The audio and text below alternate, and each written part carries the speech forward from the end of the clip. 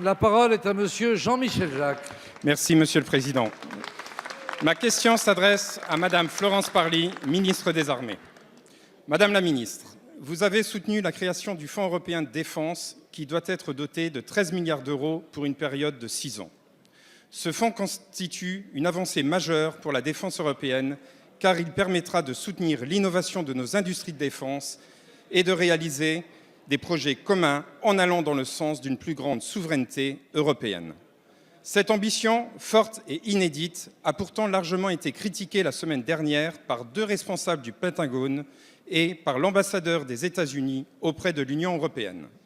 Selon l'AFP, dans des lettres, tout aussi condamnables sur le fond que sur la forme, adressées à Madame Mogherini, la haute responsable de l'Union européenne pour les affaires étrangères et la politique de sécurité, les États-Unis tentent de nous faire reculer et menacent même des sanctions. Pourtant, le marché de la défense européenne est beaucoup plus ouvert que le marché américain. Pourtant, l'Europe doit faire face à des menaces croissantes qui n'ont jamais été aussi diverses. Et pourtant, si la défense européenne est forte, l'OTAN sera de fait plus forte.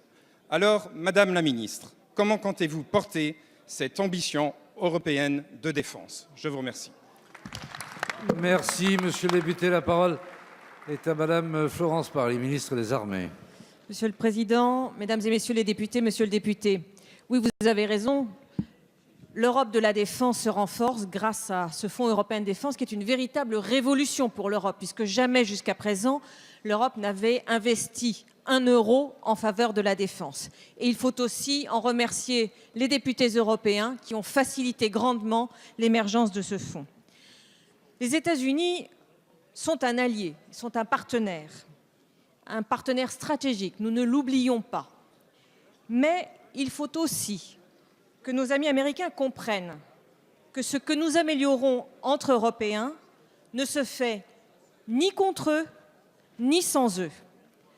L'OTAN reste la pierre angulaire de notre système de sécurité, mais nous devons construire une Europe de la défense crédible et performante. Alors je vous le dis clairement, oui, nous allons développer une industrie européenne, nous allons développer une innovation européenne, des technologies européennes et également des emplois partout en Europe. Et c'est à cela que ce Fonds européen de défense va servir.